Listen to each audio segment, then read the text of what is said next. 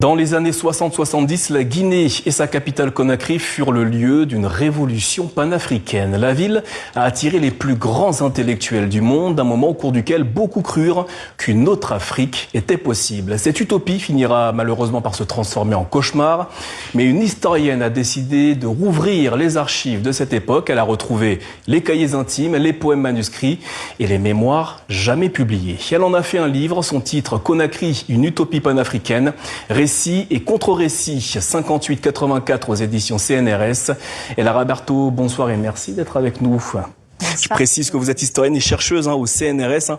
Alors, première question, comment est né ce projet qui a donné naissance à ce livre? Eh bien, je voulais rendre justice à l'incroyable vitalité culturelle de ces années en Guinée. On avait dit que le théâtre socialiste, par exemple, avait disparu. C'est pas du tout vrai. Les archives ont été dispatchées dans plusieurs endroits de Conakry, à Dakar, à Paris. Donc, j'ai retracé l'histoire de ces archives, de la production culturelle de Sékou Touré pour montrer comment elle avait ébloui le monde entier, notamment Frantz Fanon qui en fait un modèle de la désaliénation linguistique puisque ses pièces de théâtre étaient en soussou, en maninka, en poulard et aussi parfois en français. Donc dans un premier temps, je voulais raconter comment la Guinée avait été une sorte de phare du panafricanisme. Alors dans votre livre, vous nous expliquez comment le nom de Sékou Touré au général de Gaulle en 1958 fut un moment fondateur, presque sacré pour certains. Quelle a été la portée de ce geste dans l'imaginaire des Guinéens? Ça a été absolument incroyable et un moment fondateur également du nationalisme guinéen. Ce qui a été particulièrement intéressant, c'est que des intellectuels et des artistes du monde entier viennent à Conakry pour bâtir la nation indépendante et que ça a un impact dans la vie culturelle. Sam Ben Ousmane, par exemple, le célèbre cinéaste sénégalais, vient et va devenir un ami intime. Et puis, plus tard, des couples comme Maryse Condé et Stokely Carmichael vont venir pour Myriam Makeba chanter la révolution socialiste au service du label d'État Silifone et pour Stokely Carmichael, son mari, se mettre au service de Kwame Nkrumah, militant, président ghanéen déchu en exil en Guinée, et se mettre au service d'un panafricanisme de combat. Alors dans votre livre, vous nous dites que Conakry a littéralement été un laboratoire culturel, idéologique et panafricain unique en Afrique dans les années 60 et 70. En quoi la capitale guinéenne était-elle un laboratoire, un carrefour panafricain à cette époque? Ça a été un carrefour panafricain pour la pensée culturelle d'une émancipation en dehors du français, en dehors des langues impériales. Comment on refonde et une histoire et une culture à même de se décoloniser complètement. Et cela, ils l'ont fait avec des festivals qui mettaient à l'honneur la musique, le théâtre, produit dans toutes les régions de Guinée, et en accueillant également des artistes et intellectuels du monde entier pour fonder un panafricanisme révolutionnaire de combat.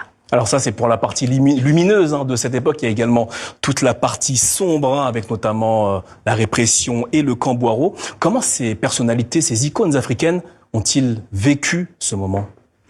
Eh bien, ils ont écrit, ils ont chanté pour le régime. Myriam Makeba chante abondamment pour la révolution socialiste, mais ils ne disent pas ou ils ne voient pas toujours la répression politique. Et donc c'est tout un autre versant de mon travail, de me mettre au service de plusieurs familles à Conakry qui conservent d'autres cahiers intimes qui n'ont jamais été publiés. Donc c'est une autre face de cette politique culturelle, en regard de tous ces textes flamboyants, anticoloniaux, aux idéaux absolument passionnants à relire aujourd'hui.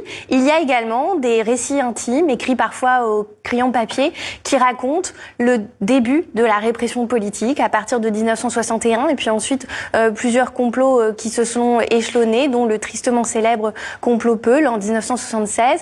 Et les gens conservent chez eux des archives privées de la répression politique au jour le jour. Alors avant de revenir sur ces archives, car c'est une partie très importante de ce livre, on apprend que le théâtre a été un levier majeur, notamment pour Sékou Touré, le dirigeant de l'époque.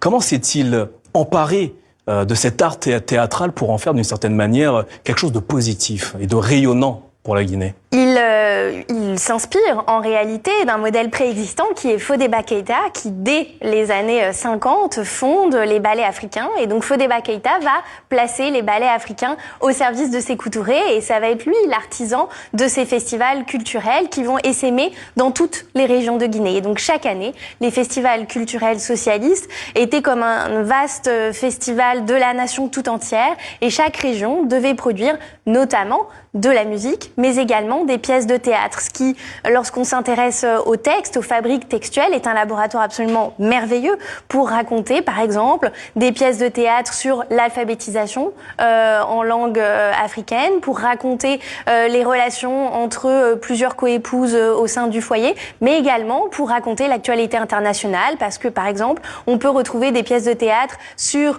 Amilcar Cabral et le PAIGC, ou sur Soweto et l'apartheid en Afrique du Sud. Donc ce sont des laboratoires ancrés dans le présent de ces années-là. Les archives sont très présentes dans votre livre. On connaît les archives officielles, mais il y a également toute cette partie d'archives privées sur laquelle vous avez travaillé. En quoi sont-elles plus importantes, plus révélatrices de cette époque que les archives officielles? Les archives officielles, vous comprenez bien, par exemple, les archives du journal Oroya sont des archives absolument passionnantes pour raconter ce que le régime veut dire.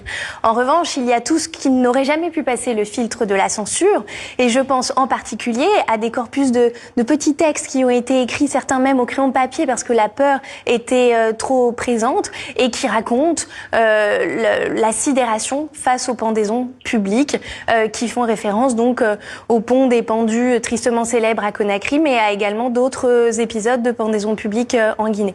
Et ça, ce fragment de violence politique, on le voit dans les archives privées, mais bien évidemment, ce sont des choses qui n'auraient jamais pu passer la censure de l'époque. Quel héritage laisse le Conakry de cette époque aujourd'hui? Eh bien, c'est une époque méconnue, paradoxalement méconnue. L'aéroport a été renommé récemment Sékou Touré, donc en même temps c'est un leader qui est en ce moment en train d'être totalement réhabilité. Et en quelque sorte c'est très intéressant parce que ces idéaux anti-coloniaux et de décolonisation de la culture ont une grande intensité, une grande actualité. Mais malheureusement on ne connaît pas assez l'ampleur de la répression politique, et aujourd'hui ces archives permettent de tenir les deux, le récit de l'indépendance flamboyante et également le pan de la répression politique. Conakry, une utopie panafricaine, récit et contre-récit 58-84, un livre à retrouver aux éditions CNRS et signé Elara Berto. Elara Berto, merci de nous avoir répondu ce soir.